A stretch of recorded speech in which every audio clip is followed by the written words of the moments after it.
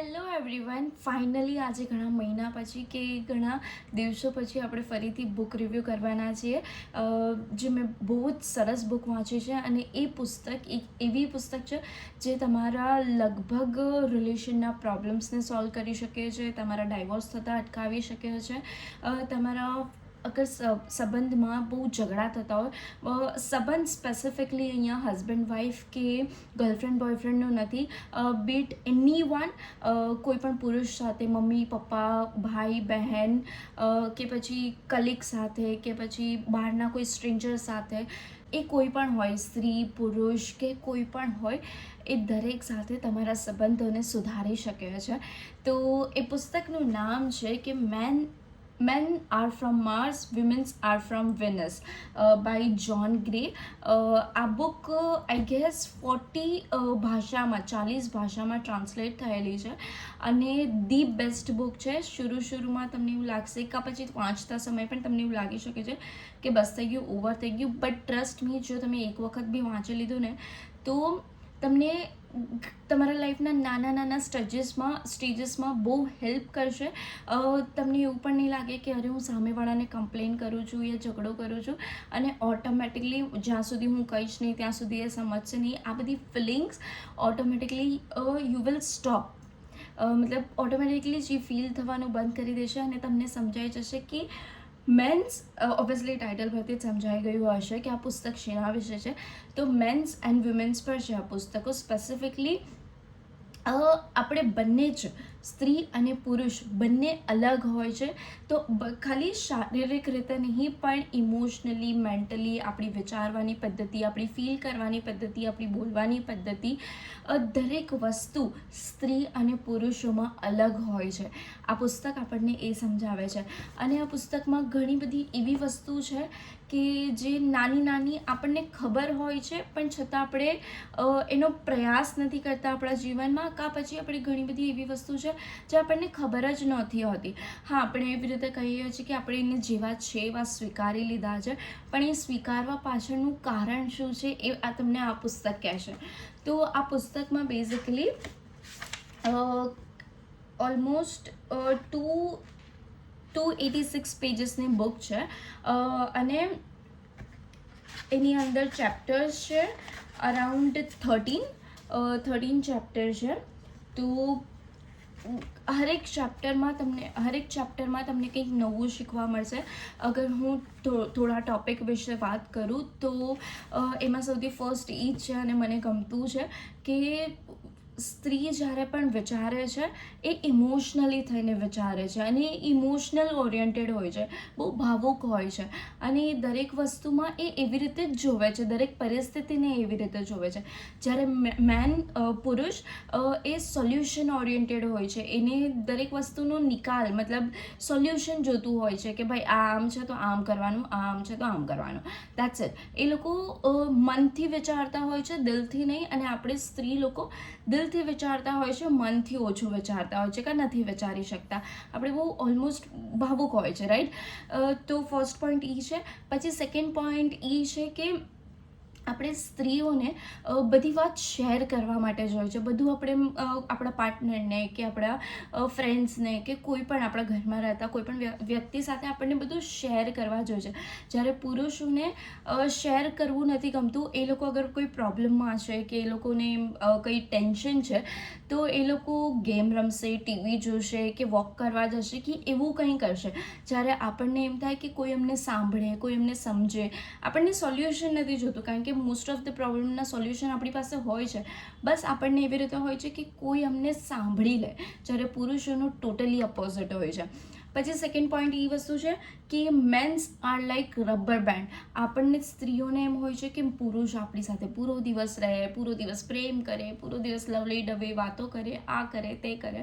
But ના, મેનનું behaviour એવી રીતે નથી હોતું. Men's are like rubber band. તો એ લોકો એકદમથી આપણને આપણા પર પ્યાર જતાવશે અને પછી અચાનકથી આમ દૂર વયા જશે અને ફરીથી જેટલું દૂર જશે, જેમ રબર બેન્ડ ખેંચો જેટલું દૂર જાય એટલું જ ફટાકથી આમ નજીક આવે. બસ એવી જ રીતે પુરુષોનું બિહેવિયર છે કે એ લોકો જેટલા જલ્દી દૂર જશે એટલા જ જલ્દી, એટલી જ સ્પીડથી એ લોકો નજીક પણ આવશે. અને થર્ડ પોઈન્ટ છે કે વિમેન્સ આર લાઈક વેવ્સ. એના ઇમોશન્સ સતત બદલાતા હોય છે. એને ક્યારેક એમ થાય કે મને આના પર ગુસ્સો આવે છે, અને ક્યારેક એકદમથી પ્યાર આવી જાય, ક્યારેક કોઈક સ્ત્રી સાથે એને બિલકુલ ના જામતું હોય, પણ ક્યારેક અચાનકથી સ્ત્રી સાથે જ વધારે જામવા લાગે. તો વિમેન્સ આર લાઈક વેવ્સ. તો અને આ સિચ્યુએશનમાં જ્યારે એ વેવ્સ મતલબ નીચે તરફ હોય છે, ત્યારે એને ખૂબ વધારે સંભાળવાની હોય છે, સમજવાની હોય છે, અને ત્યારે જે સૌથી વધારે એક્સપેક્ટ કરે છે સામેવાળા વ્યક્તિ પાસેથી કે આ ટાઈમ પર એ મને સમજે, મને થોડો વધારે પ્યાર કરે, મને સાંભળે, મારી સાથે સમય વિતાવે. તો મેન્સ અને વિમેન્સ આ રીતે ફીલ કરે છે. પછી આ બુકમાં એ પણ સોલ્યુશન આપ્યું છે કે તમારી આર્ગ્યુમેન્ટમાં તમારે એકબીજા સાથે કેવી રીતે વાત કરવી જોઈએ, કેવી રીતે ના કરવી જોઈએ. આના પર ઓલરેડી મેં એક ટોપ વિડીયો બનાવ્યો છે, તમે એ વિડીયો જોઈ શકો છો કે આર્ગ્યુમેન્ટ કેવી રીતે અને આર્ગ્યુમેન્ટ કરતા સમયે શું ધ્યાન રાખવું. પછી છે આમાં ઘણા બધા પોઈન્ટ્સ બી આપ્યા છે કે વિમેનને કેવી રીતે ઇમ્પ્રેસ કરી શકાય છે, વિમેનની રિલેશનમાં કેવી રીતે ખુશ રાખી શકાય છે, મેન્સને કેવી રીતે રિલેશનમાં ખુશ રાખી શકાય છે, એને કેવી રીતે ઓછી કમ્પ્લેન કરવી, એઝ અ સ્ત્રી તરીકે તમે કેવી રીતે ઓછી કમ્પ્લેન કરી શકો છો, કેવી રીતે એને બેટર રીતે સમજી શકો છો, અને ઘણું બધું છે. આ બુક ના કોઈ સ્પેસિફિકલી વિમેન માટે છે, ના કોઈ પુરુષ માટે છે. આ બુક બંને માટે છે, અને બંનેને ઇક્વલી એકબીજા માટે સમજાવ્યું છે અને શીખવાડ્યું છે આપણને. પછી આ પુસ્તકમાં એ પણ વાત કરી છે કે તમારા પાર્ટનર પાસેથી જો તમને સપોર્ટ ના મળતો હોય તો તમે સપોર્ટ કઈ રીતે લઈ શકો છો, even without asking for it, કે વિધાઉટ મતલબ કહ્યા વગર પણ તમે એનો સપોર્ટ કેવી રીતે જીતી શકો છો, એને કેવી રીતે પોતાને જે ગમતું હોય, પોતાને જે કરાવવું હોય સામેવાળા વ્યક્તિ પાસેથી, એ કેવી રીતે પ્યારથી કરાવી શકો છો. તો આ બધી ટિપ્સ પણ છે આ પુસ્તકમાં. તો હું તો હાઈલી રિકમેન્ડ કરીશ કે આ પુસ્તક દરેક સ્ત્રી અને દરેક પુરુષે વાંચવી જોઈએ. Even if you are single, તમે સિંગલ છો, તમે કમિટેડ નથી, તો પણ તમારે વાંચવી જોઈએ. જો તમે કમિટેડ છો તો પણ તમારે પુસ્તક વાંચવી જોઈએ. તમે રિલેશનમાં છો, તમે મેરિડ છો, કે કોઈ પણ હોય, તમને આ પુસ્તક જરૂરથી વાંચવી જોઈએ. તમને ઘણું બધું આ પુસ્તકમાંથી ઘણું બધું જાણવા મળશે, ઘણું બધું શીખવા મળશે. તો આઈ હાઈલી રિકમેન્ડ ધીસ બુક. હું આ બુકને ઓલમોસ્ટ 9 to 9.5 રેટ આપીશ out of 10, because the best book છે. ઘણું બધું સમજાવ્યું છે સ્ત્રી અને પુરુષની સાયકોલોજી વિશે, એમના હાવભાવ વિશે, એમના વર્તન વિશે. સો યસ, જરૂરથી વાંચજો આ પુસ્તક. આઈ ગેસ ગુજરાતી અને હિન્દી ભાષામાં પણ તમને મળી જશે, અને ઇંગ્લિશ પણ બહુ ઇઝી છે. જો તમને બેઝિક ઇંગ્લિશ આવડતું હોય તો પણ તમે વાંચી શકો છો આ પુસ્તક. એક વસ્તુ આ બુકમાં ખૂબ સારી કહી છે કે સ્ત્રી જ્યારે એક્સપ્લેન કરે છે, સ્ત્રી જ્યારે કમ્પ્લેન કરે છે, ત્યારે સ્ત્રી પોતાના મનની વાત કરવા માંગતી હોય છે, અને પુરુષ એવું સમજતો હોય છે જ્યારે સ્ત્રી કમ્પ્લેન કરે છે ત્યારે, અને એને શીખવાડવા માંગે છે, એને બેટર બનાવવા માંગે છે, ત્યારે પુરુષ એ રીતે સમજતો હોય છે કે આ મને દબાવવા માંગે છે, કે પછી મારી કોઈ રિસ્પેક્ટ નથી કરતી, યા મારા લેવલમાં મતલબ મને એનાથી નીચો ગણે છે, વગેરે વગેરે. અને મતલબ ઘણા બધા એવા નાના પોઈન્ટ્સ છે. આ બધા પ્રોબ્લેમ્સ એટલા માટે થાય છે કારણ કે આપણે સ્ત્રી અને પુરુષ બંને અલગ છે એ વાતને નથી સમજતા.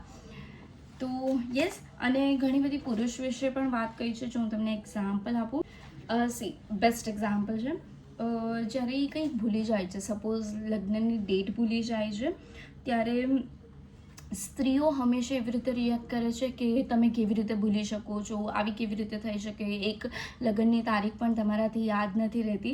અને જ્યારે સ્ત્રીએ એવી રીતે રિએક્ટ કરવું જોઈએ કે ઇટ્સ ઓકે, તમે આ ટાઈમ ભૂલી ગયા, આઈ એમ શ્યોર તમે કામમાં બિઝી હશો એટલે ભૂલી ગયા, અધરવાઇઝ તમને યાદ જ હંમેશા હોય છે, એવી રીતે કરીને. બટ ઇન્સ્ટન્ટ ઓફ મતલબ આવું બોલવાના બજાય આપણને એના પર પુરુષો પર આપણે પૂરું આમ લોટ પાણી લઈને ચડી જતા હોય છે કે ભાઈ તું ભૂલી જ કેવી રીતે ગયો, તે આમ કર્યું જ કેવી રીતે. તો એવી રીતે ઘણા બધા એક્ઝામ્પલ છે નાના કે જ્યાં આપણને સમજાવે છે આ પુસ્તક કે કેવી રીતે આપણને રિએક્ટ કરવું જોઈએ, કેવી રીતે બોલવું જોઈએ અને કેવી રીતે સ્ત્રી અને પુરુષ એકબીજાને સમજવું જોઈએ. સો અગર તમને વિડીયો ગમ્યો હોય યા કંઈક આમાંથી શીખ્યા હોય તો અને તમે આ પુસ્તક વાંચ્યું હોય તો તમારો ફેવરેટ પોઈન્ટ કહેવાનું અને આ વિડીયોને લાઈક શેર સબસ્ક્રાઈબ કરવાનું ભૂલતા નહીં.